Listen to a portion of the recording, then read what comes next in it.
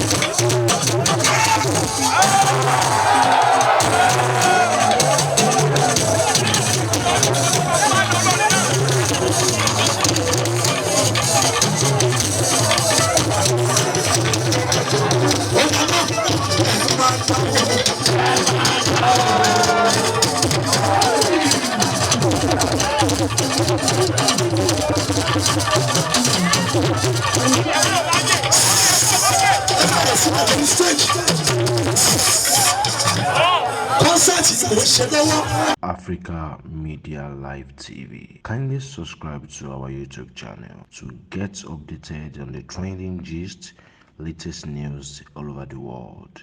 Like our page, subscribe, and share with friends. Thank you.